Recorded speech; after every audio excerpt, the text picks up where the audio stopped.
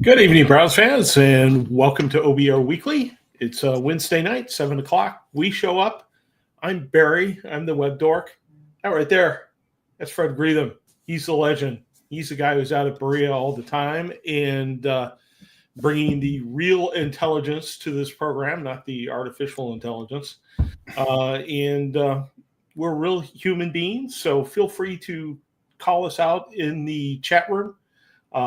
And hit us up with your questions as we go through this. Fred, what I wanted to do today was go through the defensive depth chart. You've been writing some articles on the defense. You wrote one on the pass rush today. And so I titled this edition Attacking the Defensive Depth Chart because the pass rush really seems to be the main focus of attention for the Cleveland Browns and Andrew Berry and his player acquisition over the last couple of years. Would you agree with that notion? Well, that's what they talk about. You know, that's what Jim Schwartz talks about. I think it was clear that even though everybody watching here tonight, anybody that follows the Browns casually knows that the problem last year was their offense, 15 points a game, quarterback play. And what did they do? Their top two picks went out and got defensive players to address the defense. they clearly think that's the quickest way to be relevant, is get the defense back to being a shutdown top 10, maybe not even number 1, but get back in that top 10 and give your offense a chance to win a game as you build that. So, yeah, I mean, I think that Jim Schwartz constantly talks about the pass rush, the defensive line specifically is the engine that runs their defense. And I think that affects why the cornerbacks, the safeties, everybody in the secondary, didn't play as well last year because you didn't play as well up front. Right. And a lot's going to be invested in that. We will go through that as we hit up every position on defense throughout the course of this program. Before we get into it, of course, the usual disclaimer that we count on your comments and questions to make the show go. So we don't have anything yet. This is a slow time of the year. So if you join us, please hit us up in the chat room on YouTube and Twitch.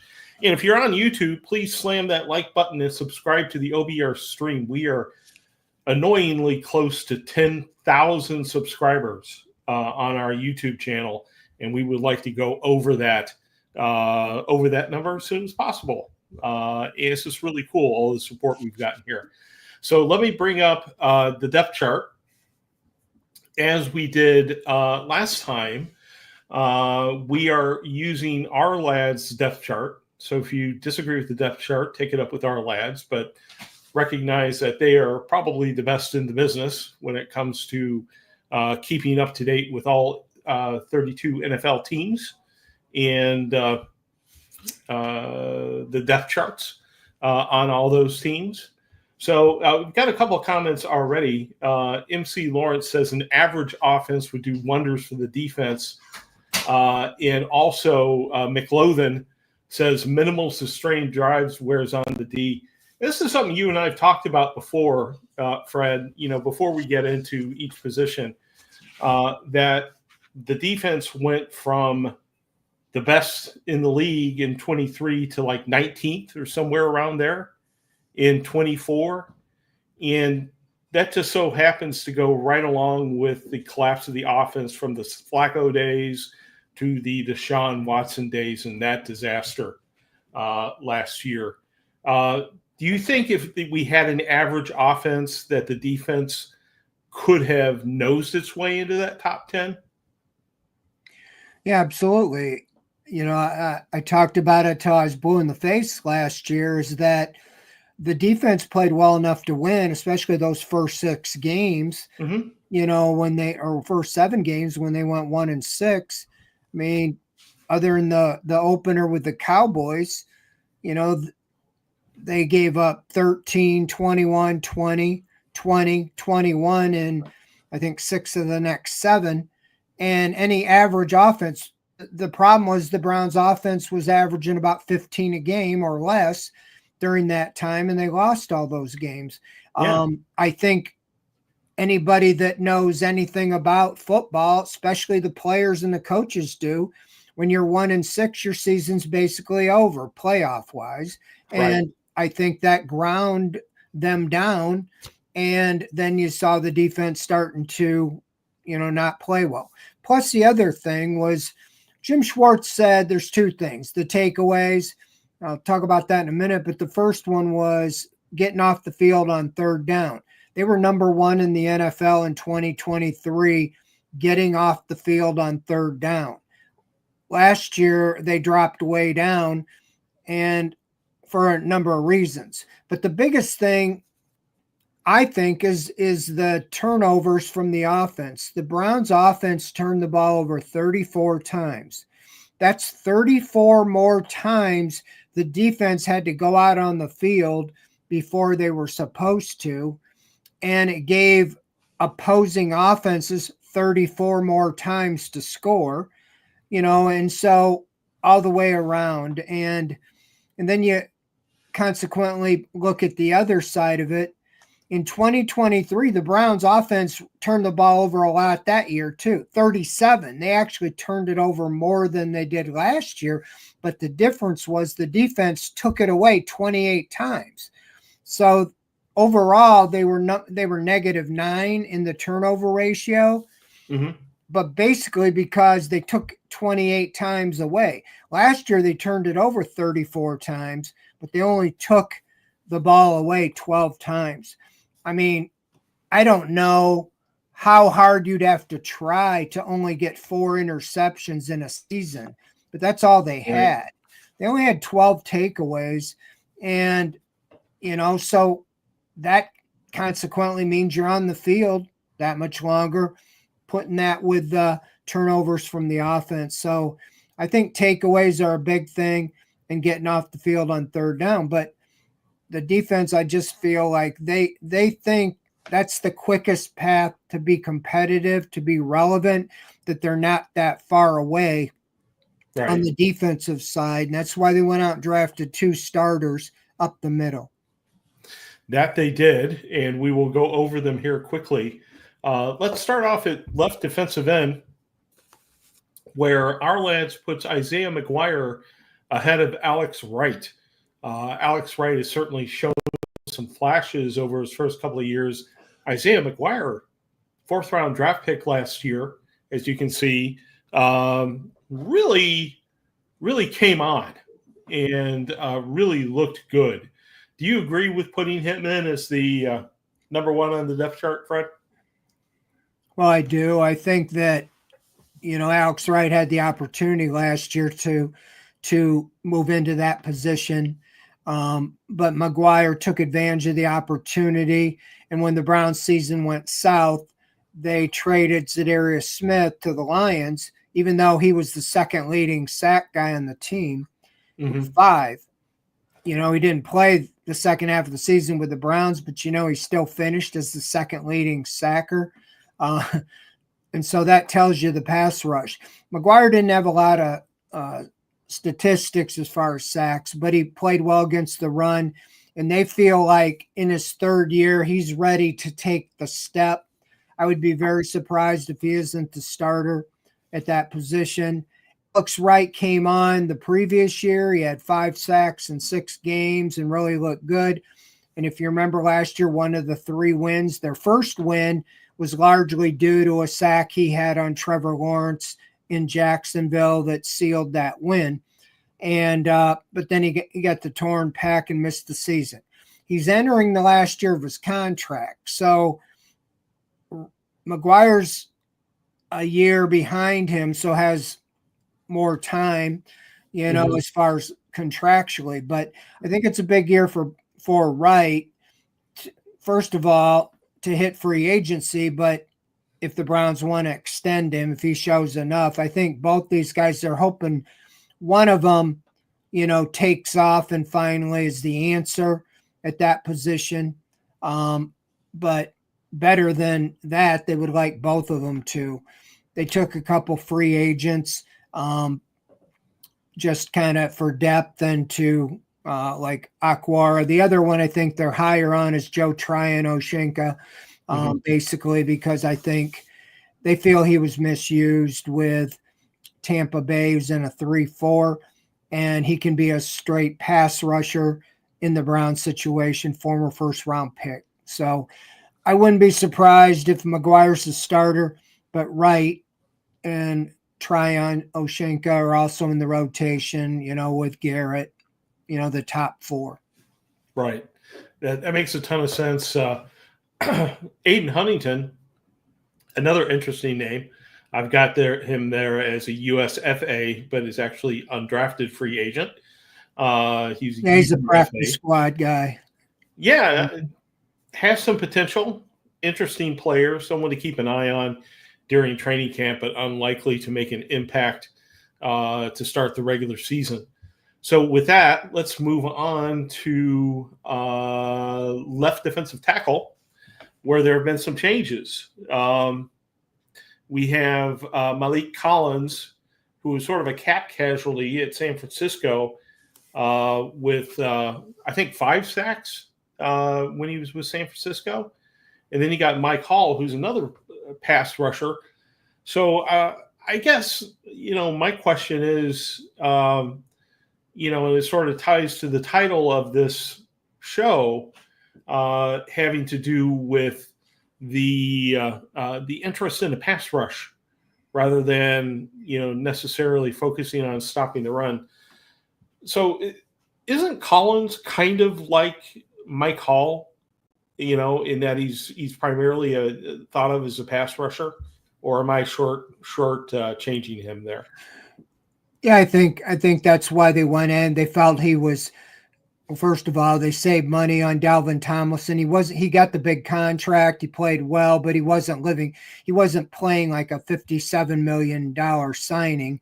Really no impact plays to any large degree. And as you say, their rushing defense was 19th in the NFL last year. So what they had definitely wasn't working. I do think that they feel like the interior pass rush is really where they can help Myles Garrett out the most. And a guy like Collins is definitely a bigger, better pass rusher than Dalvin Tomlinson. I think he's also pretty good in the run game. He's an all-around good player. He's younger than Dalvin Tomlinson. So I think that he and Shelby Hall are more your, run-stopping defensive tackles. But you're right. I mean, Mike Hall is more of a pass rusher. Mason Graham, I think he can do both when you're drafted 5th overall. I mean, all you have to do is look at the Ohio State game to see how Ohio State, Quinshon Judkins and Travion Henderson, probably the worst games of their year last year was against Michigan, and a lot of that was because of Mason Graham. So hopefully that translates to the NFL, and if he can be a dominant run stopper, I think they can figure out the rest with the other guys they have. So, but he also, the plan is to line him up over a center or a guard and try to beat either one of those guys. And if they choose to double team him, that helps Myles Garrett out. So, Right. I think that's the whole strategy of drafting him number 5 overall, is to make an impact in both sides, in the run game and the pass game. And so that's their wild card there. I think Collins, is an upgrade. Like you said, he had 5 sacks with the 49ers. That would have been second on the Browns, Right. and he's a defensive tackle. So I think with, the scheme, they're expecting to keep those guys fresh, and they feel like if they have the threat of a better pass rush, teams won't be able to run, at will with them, because they put them in long situations, and getting some pressure on quarterback, whether it be sacks or whether it be getting rid of the ball quick enough. Right. Well, you can see the depth chart at right defensive tackle there. You were talking about Mason Graham, a draft pick that I was very enthusiastic about. Not everyone necessarily agrees that Graham is going to be a Pro Bowler straight out of the chute, but he really impressed me in the game that you referenced against Michigan. And, obviously can stop the run. As well as hopefully this year be unleashed against the pass. Ja'Whaun Briggs is a guy who's going to have a difficult time getting into the rotation, don't you think, despite a very promising 2024 from the 7th round draft pick? Well, I think they're counting on him. I think they like what they saw of him. He got a chance to play. And if you get a 7th round pick to be able to get in the rotation, Shelby Harris isn't going to be around after this year if he makes it this year. I mean, he's 34, I believe. Right. They're trying to get younger. And by adding Mike Hall, Ja'Whaun Briggs, and then Mason Graham, 3 of your potential top 4 defensive tackles would be, 21, 22, 23 years old. So, no, I think Briggs isn't going anywhere. I mean, he might not make the rotation, but I think he put enough on tape, and he was graded very high by PFF in his play. So he's going to be on the roster, I'm pretty sure. I don't know the numbers, but I don't think they'd expose him to waivers, by putting him on the practice team. No, that's the only thing that stood out to me is just that he's third on the depth chart here, but definitely a guy that they want to hold on to, as you said, I think very accurately, with an eye toward 2026. And then let's finish up the defensive line here by looking at right defensive end, where we have the best player in the NFL, defensive player in the NFL, by many people's estimation. A guy who's got a shot at the Hall of Fame in Myles Garrett. But you talked about Joe Tryon Shoyinka behind him. And also Cameron Thomas, kind of an interesting player. Again, you think Shoyinka is going to get into that rotation and we're going to be seeing a lot of him? Well, I think he's going to have to hold off Cameron Thomas. I mean, he's kind of interesting. The Chiefs waived him late last year, and the Browns snatched him up, and he showed a little bit right at the end of the season. You know, he's a sneaky type player that depends on what he does in training camp. You know, he could get in the rotation, you know, in that pass rush. I think one of the reasons Okoronkwo was let go because of the $7 million salary, but they signed Tryon. Shoyinka is the first basically guy they signed in free agency. And I think that they felt like, you know, he's right with Andrew Berry. He was a number 1 first round draft pick. And obviously Berry liked him when he came out. They feel like he was in Tampa and he was in a 3-4 and he was asked to do different things that they would do in a 4-3, where they say basically go get the quarterback here with the Browns. And they feel like that's really where he's got the potential to show that. So if he does, then they'll have a nice find there. But I think they have some depth. Like you said earlier, we talked about with McGuire and Wright, you know, and some of the youth there. I mean, they're hoping 1 or 2 of these guys come through. And I think that probably they would keep them on, you know, get them on the practice squad, somebody that doesn't make it, you know, like right. They can't probably keep them all, but there's going to be positions they're going to keep extras. And strategically now, you have to look at this.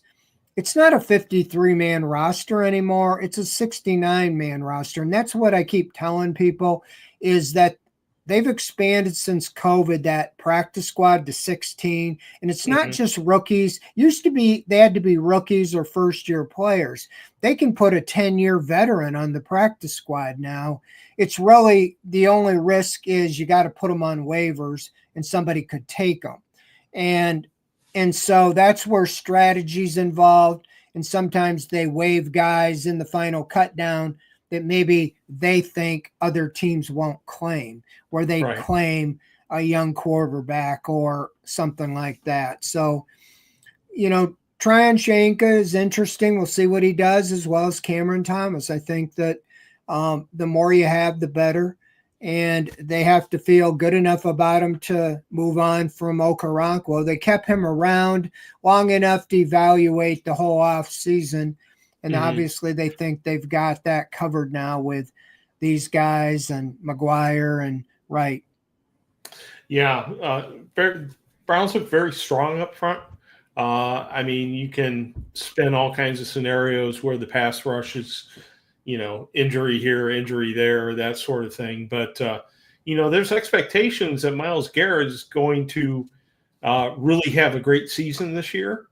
And I would think the reason for that would be the strength of the line around him, you know, starting this year with, you know, so much strength in the interior, really elevating perhaps what Myles Garrett can do. Well, I think that's what they concluded, is that not so much having to have a dominant opposite edge rusher, you know, like we've talked a lot about, you know, Jadeveon Clowney, then it was Zadarius Smith, and, you know, is Alex Wright going to be it? Is Isaiah McGuire? I think they looked and said, you know, if we had a dominant defensive tackle or two, that can make all the difference in the world, because they just can't then leave them one-on-one. If Mason Graham was as disruptive in a way a defensive tackle that Garrett is. They can't double team or triple team Garrett. They because one-on-one with a center, Graham will get to the quarterback and it's closer to the quarterback from over the center or over the guard. So, that's what they're counting on. We'll see if it pays off. But, Mike Hall showed glimpses, but a lot of by his own, getting suspended last year and then a couple injuries, had flashes, but he really didn't get on track. So who knows if he's going to be ready from the get-go. We didn't see him all off season. So that's what they're counting on, is getting that push, in the inside will free up Garrett on the outside. Yeah, and raise the bar for offensive lines, as James McGee pointed out, around the AFC North. Hey, before we get on to the linebacker position, we've got some questions here I want to address. We're going to shift gears here for a little second and then go back to linebacker. Kelly Black asked, besides the quarterback battle, what else are you looking forward to seeing in camp? What's we're going to go over this next week. We're going to do sort of a training camp preview here on OBR Weekly with, the competitions that we're interested in seeing and stuff like that, barring any other major news. But, let's get a little ahead of ourselves here with Kelly's question. What is, beyond that four-ring circus at quarterback, what are you most interested in seeing, Fred? Well, I think, I wrote about it. I did a series like 7 steps to get back to the playoffs, what they need to do. And the third most important, in my opinion, was addressing wide receiver. And for the first time under Andrew Berry, he did not address wide receiver in the draft, and he did not acquire a front line wide receiver in free agency. A lot of people say, well, yeah, but he signed DeAndre Carter. He's a wide receiver. Well, he's really a kick and punt returner. Right. But the only free agent other than some of these undrafted rookies was signing Deontay Johnson. And that was after the draft, at the very end of free agency, when nobody really else had ever even offered or even talked to him. So that's a big wild card situation. So I think that it's very unsettled. I mean, he's counting on all those guys he drafted, like David Bell, Jamari Thrash, Cedric Tillman, Michael Woods, one of them or more to emerge. And very well they could. I think Tillman has the best chance to be the number 2 receiver.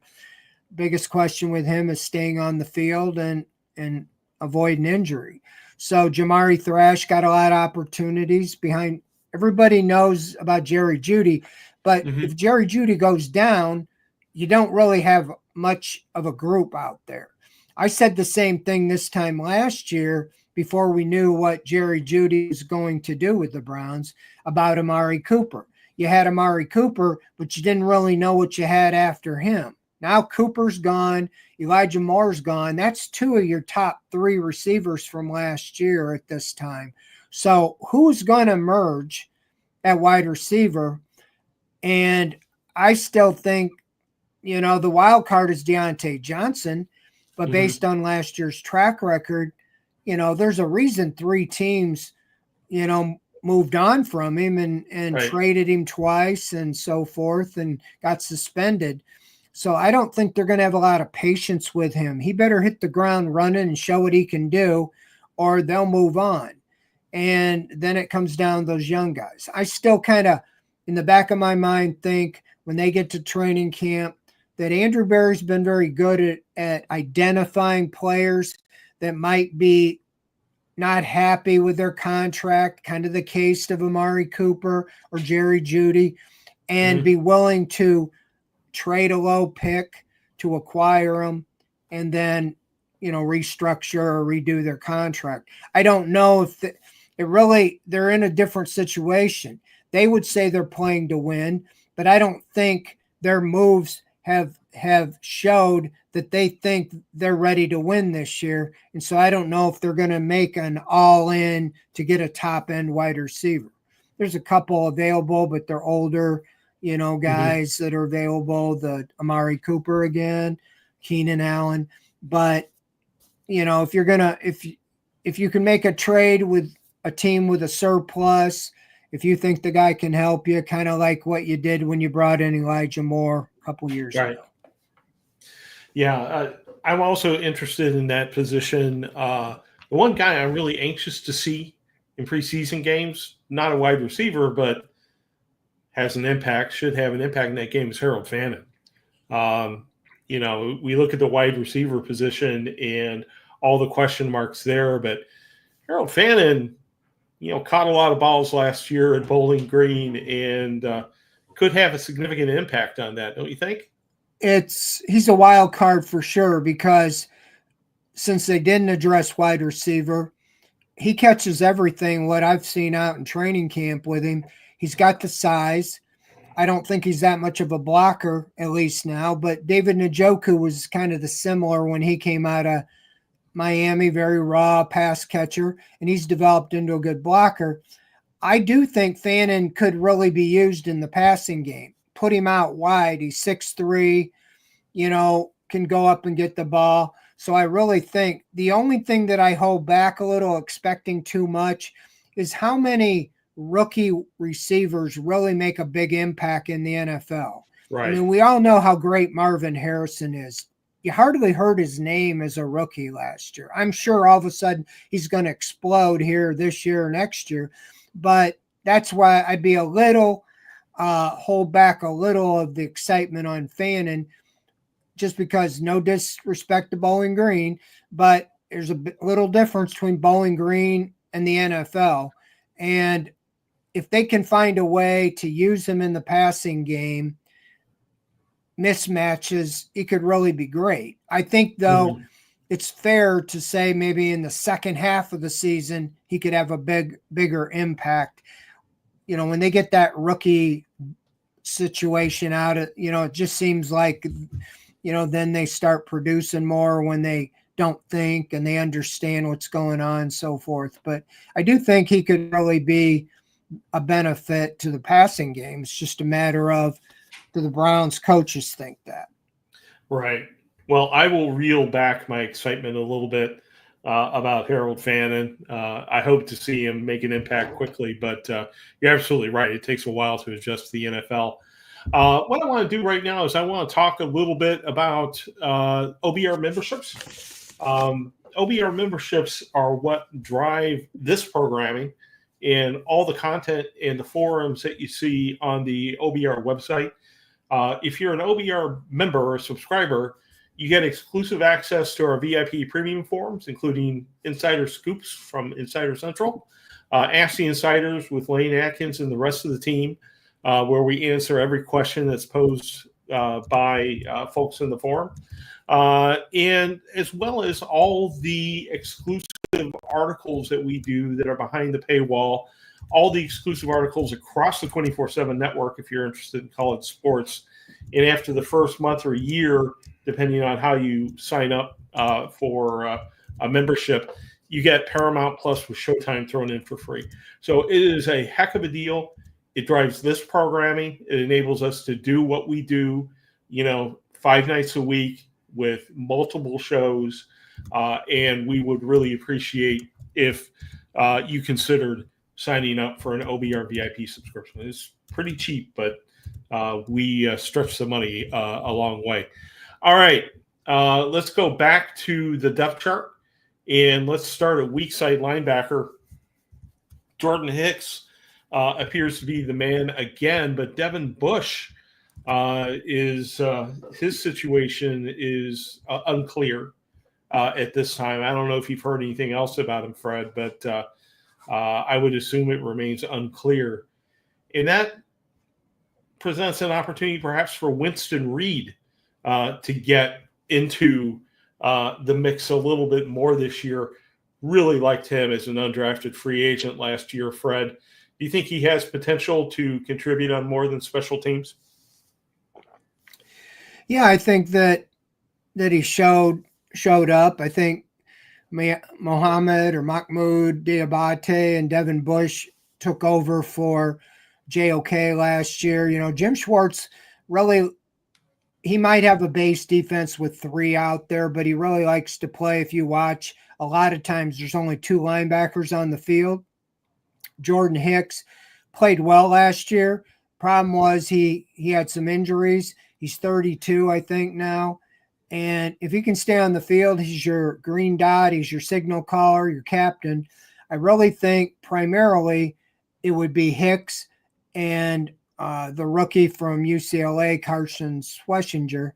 But Bush and Diabate were the guys that stepped up last year when JOK went down. I think they still have that same role.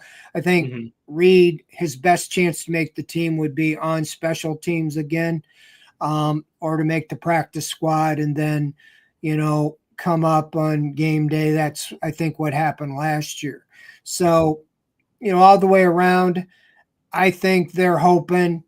Of course, it's the unfortunate with JOK. I mean, he emerged to be a Pro Bowl linebacker. Probably last year was in the middle of his best season. He was making plays, and now you're expecting a rookie right out of college to pick up a lot of the slack for him. And so, but I do think this will probably be the last year Hicks is here, last year of his contract. They're hoping Schlesinger can take over and be the green dot, maybe the middle linebacker long term. And, he's an all-around, player.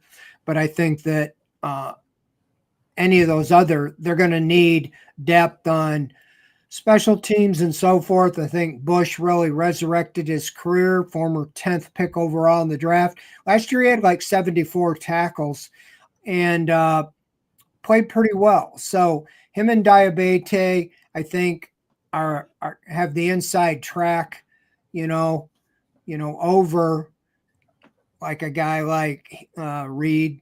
But Jerome Baker, they signed. I think he's mostly going to be on special teams as well. But they're all in the mix. They're all going to try to find that rotation, ultimately who's the best 2 or 3 of them.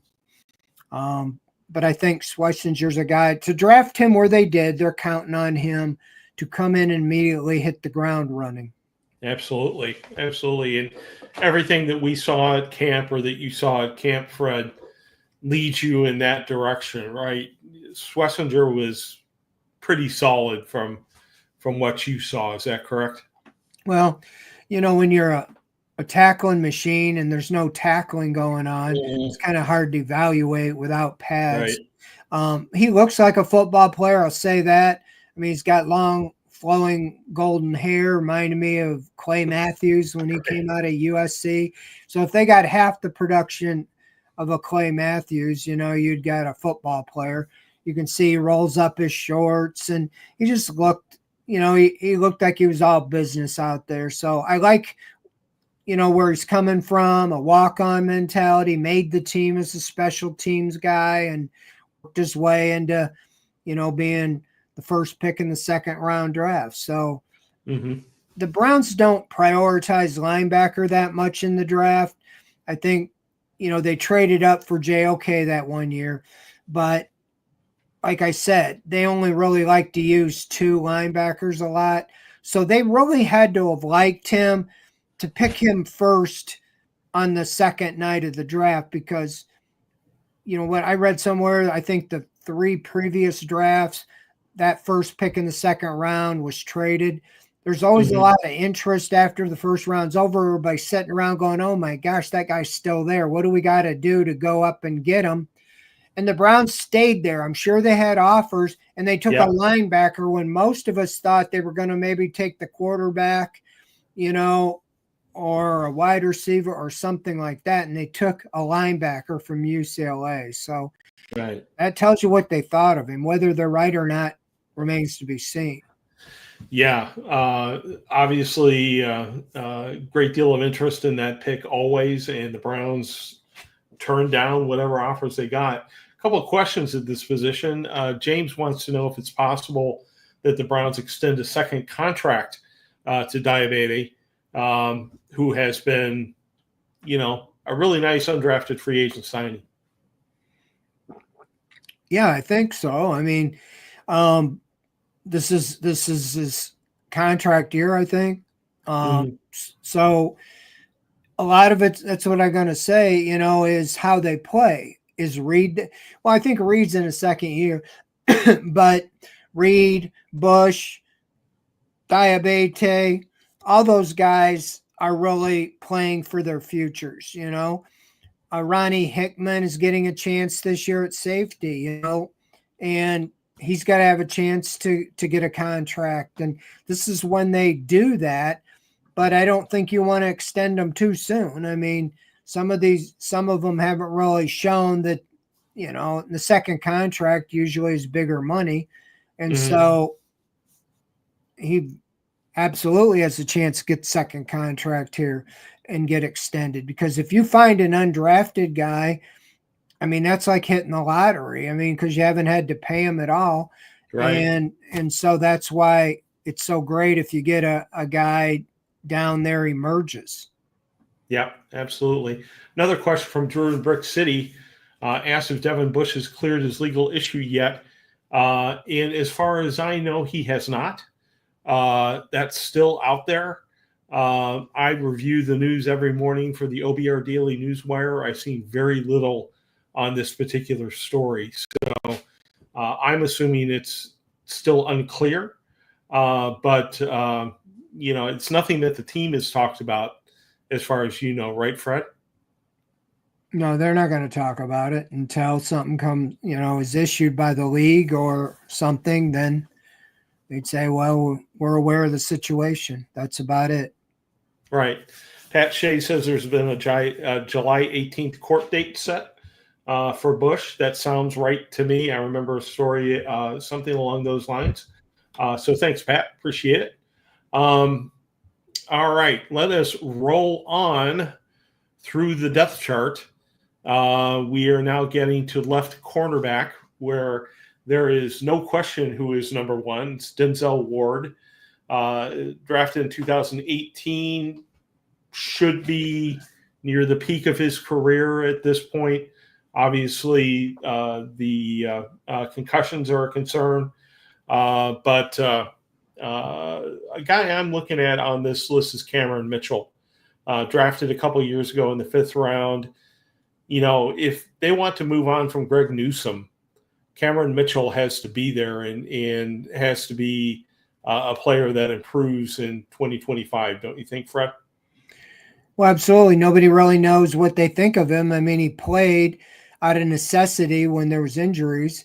Same way with Miles Harden, 2 guys they drafted, one 5th round, one 7th round. Newsome's playing under the 5th-year option, $13 million, getting a lot of money. A lot of speculation they would have traded him in the offseason or during the draft. Well, first of all, somebody would have to take on that salary unless you decide to eat the salary. But unless you feel like you have a better option, and since he's still on the team right now, I assume they feel like they don't have a better option than Greg Newsome. So I kind of expect that it would be like Jed Wills. They picked up his option, and then, well, he got injured all year, but deal with it after next year. If they get to the trade deadline and they're out of it, not doing well, and they've decided they're going to move on from Newsome, then I can see him dumping him, at that time to another team if somebody's interested. But it's a big year for him to try to reclaim his career. But I think Cameron Mitchell, you really have to know. You got 2 first-round picks next year. You don't know, really, you don't have enough positions you can cover with that. I mean, you can eliminate having to draft a left tackle if DeJuan Jones is the left tackle.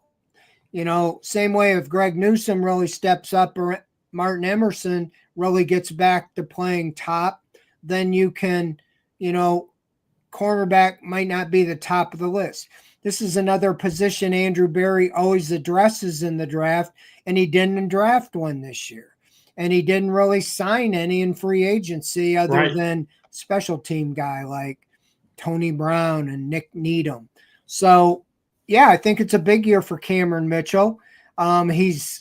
He's kind of he's playing that AJ Green a few years ago, was always like up and down. He was like the fourth corner.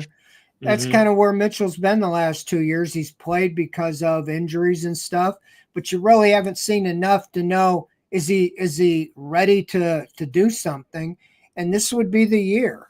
He's going to have to show the Browns that he could take Emerson or Newsome's place, or they're have to go out and get another cornerback.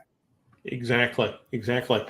As we're talking about the defensive backs, we have a situation at strong safety where you have Grant Delpit as the starter.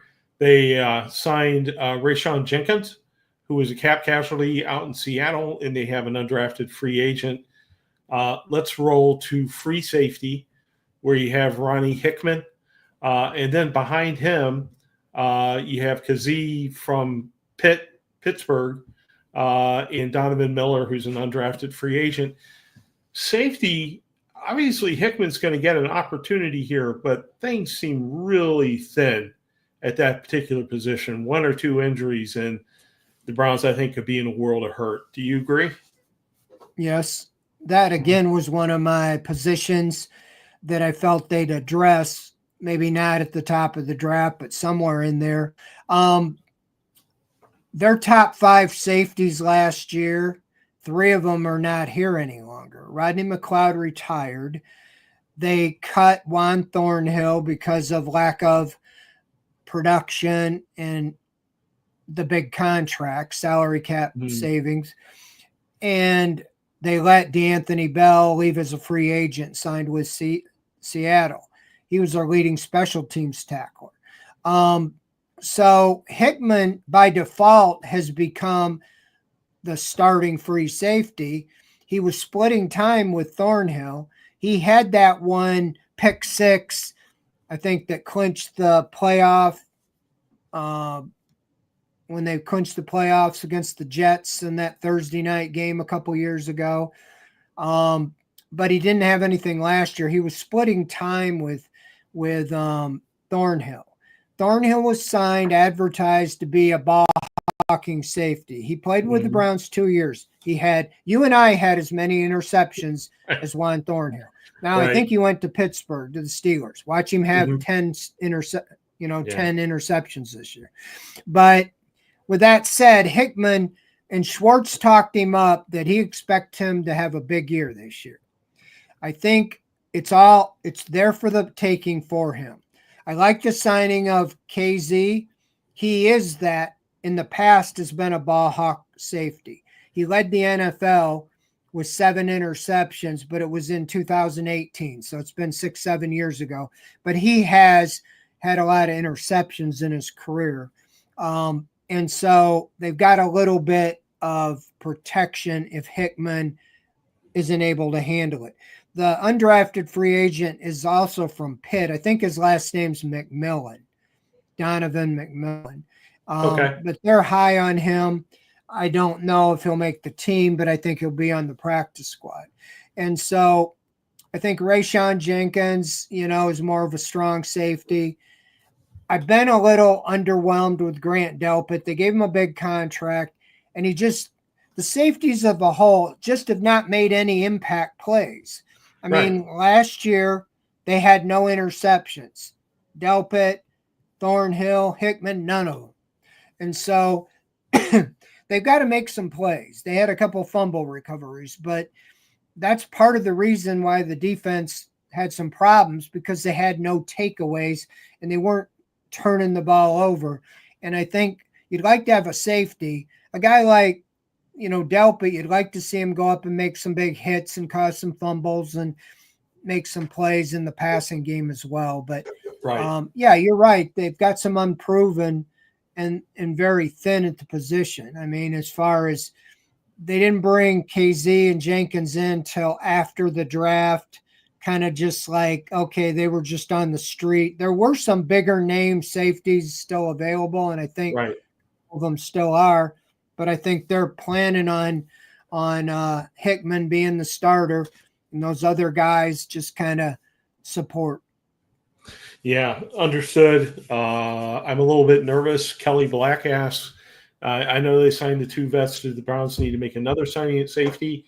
Well, we will see based on what happens at training camp if Hickman really steps up and if Rayshon Jenkins looks strong. We'll see what happens. But at this point, I don't hear any rumors out there that they are getting ready to sign someone at the safety position. I think they want to see what they got first. Yeah, I mean, they have a list at every position. They'll go to training camp, see what they have. And then some of the biggest performers for this team have come, especially on defense, during training camp. They brought him in. Malcolm Smith was a linebacker that didn't get signed till August, and he was like the second leading tackler on a team. Shelby Harris didn't come to the Browns till the middle of training camp. So they will evaluate what they have, and then I'm sure Schwartz would say, I need another safety, or I need another corner, or whatever it might be. Right. Well, at right cornerback, we have Martin Emerson as the de facto starter. Tony Brown, as you mentioned earlier, special teams player. They have they have an undrafted free agent. They have a street free agent behind him. And they also have at nickelback, that's where you'll find Greg Newsome, another special teams player in Nick Needham. And that's where you find Miles Harden as well, at least on the RLADS depth chart. Obviously, you look at this depth chart right here. You don't have much behind Greg Newsome. You don't know if Cameron Mitchell is really the guy. Why do you think there's all this chatter about maybe trading Greg Newsome, Fred? He's in the news again today. Well, I think there's always people want something to write about or talk about. I think it's because he's in the last year of his contract, and so you feel like if you just let him walk, you get nothing out of it.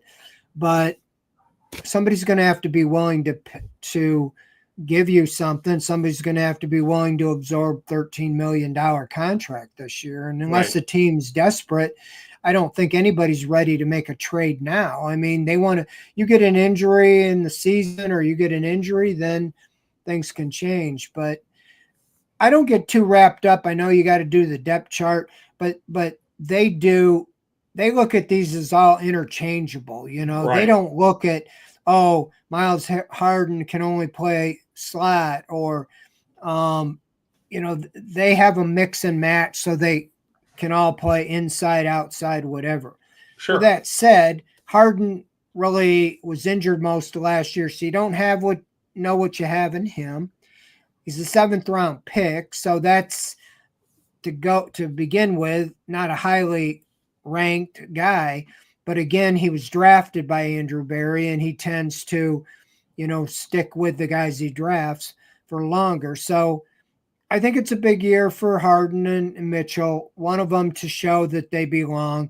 And then also Martin Emerson and Newsome. I mean, I still think they could have a future with the Browns.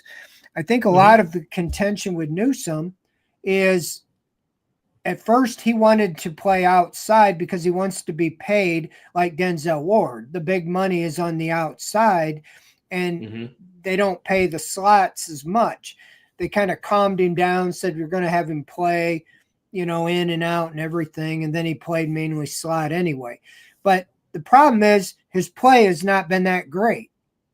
And he almost, Martin Emerson, you thought you had the opposite, the second best corner opposite Ward, and he took a step back last year. Teams were picking on Newsome and Emerson. So you got to find some answers. If these guys aren't the answer, and the guys on your team, you're going to have to use one of those first-round picks probably to draft a cornerback next year. Yep. And once again, spending another top draft pick on defense seems to be the trend with Cleveland Browns. So that is the defensive depth chart. I am going to remove the slides, and so we're back in the center of the screen. And we got a couple questions I want to go through, not really tied to the depth chart. But first question is from Fumble 13. He says, I have heard some astronomical price ranges given for PSLs in the new stadium. Have you any idea what the prices may be, and will the average fan be priced out? And I think the answer to that, let's take the first part of the question about what the prices may be. There have been some meeting groups that the Browns have rounded up among season ticket holders, and they seem to be floating, some numbers. But the most reliable estimates of those, what the prices for PSLs may be in the new stadium, is based off of what other teams are doing, such as Buffalo, where there was a very hostile reception to high PSL prices. Fred, $2.4 billion. I'm pretty sure that investment by Jimmy Haslam is not being made as charity, that he does intend to make this money back in some way, shape, or form. So you would certainly expect to see much higher prices at the shiny new dome stadium. Yeah, I mean, that's what capitalism is about. But if it's supply demand, I mean, when the Browns moved, they held that's when PSLs came into vogue, and I was around and I was kind of covering, because the Browns had a guy, kind of an interim guy, and his job was really to be the hype man for PSLs. And I think they sold out before they even had a team, that stadium. And I have to think there's going to be a demand. If there's as bad as this team has been, there's a big outcry when Watson was traded for. As I understood, a lot of season ticket holders, just like with us subscribers, canceled their season tickets, but they had a waiting list. And as my understanding, the waiting list absorbed all those. So, right.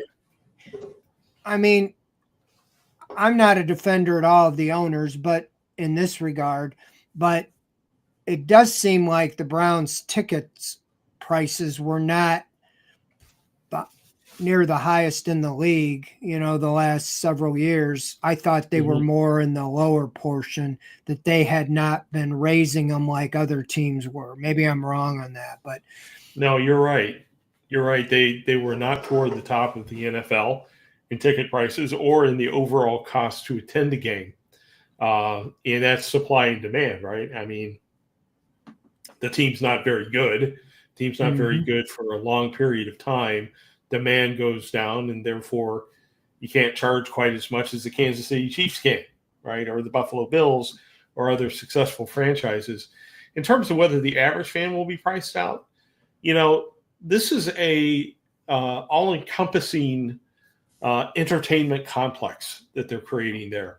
It's not just a stadium. So the stadium is one place they can make their money back through ticket sales, but they can also make it back by charging a lot for parking, or marking up the price of food at the local restaurants, or in that entertainment complex. There's lots of ways for them to make money. I don't know if it's all going to go into the PSL price and price out the average fan, but yeah, I don't read it that way. I mean, when you're a billionaire, believe me, you like to make money, but I think right now, I do think they want to win. I think that they've won about it the wrong way, but I don't think, if you had the money they're spending, all you have to do is look at what they did with Deshaun Watson and Myles Garrett. They might not have spent it the right way, but they want to win. They just haven't got it right. And right. I don't think that they're just like, oh, we want to go 0-16 or 0-17 as long as we make money. When you're a billionaire and you've made money, I don't think a lot of people can comprehend the number of zeros behind billions and how big that is. And I don't think they're worried about, the things I see they're doing out there, building a stadium by the practice facility and a hotel and all these things they're building out there in Berea. Sure, it's to make money, but I think they want top-notch, world-class type of facilities. And so we'll see, but I think it's like anything. If somebody really wants to go to games, they're going to find a way to go to games. Right. I think that is going to be true as well. There's no question that Jimmy Haslam will spend the money however he can to try to turn this into a winning franchise. They just haven't made the right decisions. And the new weight rooms, the new facilities in Berea all have to do with things like attracting free agents, so on and so forth. But whether the average fan, quote unquote, can afford a PSL in the new stadium, I have no idea. It just may be a situation where if you're interested in seeing one of the games, you may have to go to an individual game rather than buying a full season PSL or something like that. I hope it's still affordable for the average fan to get that experience. And then a question from James McGee wants to know, is there any traction to the new lawsuit? There's actually two. Dennis Kucinich is going to start one around the Modell law. I personally, I don't know the law, but I don't think that's going to go anywhere. And then there's one about whether the state can truly reach into these unclaimed funds to spend $600 million for their piece of the new stadium. I have no idea. I'm not a lawyer and don't intend to become one. I have no idea if that's going to have any traction or not. I just have this sort of point of view that Jimmy Haslam can probably afford the best lawyers around and can probably finagle some way to get the state to fill in that $600 million. But I can't tell you whether the one lawsuit's going to be won or lost.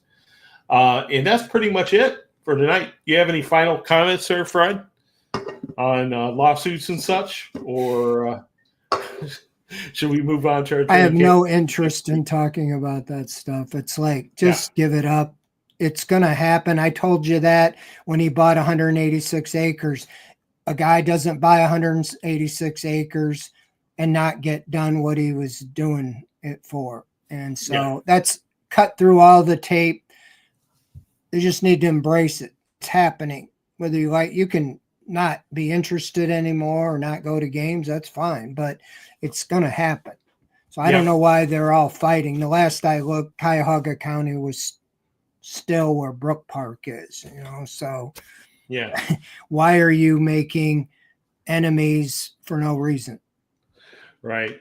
All right. So we are going to move on. What I want you to do, though, is I want you to go to the OBR YouTube page and dial into Jacob's show, which follows this one. He's going to be taking a look at the 2026 safety class, which, based on our conversation tonight, might be relevant this time next year. So you want to stay tuned for that. Jacob's 2026 scouting series, summer scouting series, continues on OBR YouTube. And that's it for us. Good night, everybody. Thanks for your questions as always. And thank you, Fred, for your wisdom. Much appreciated. Yeah, thank you, everybody.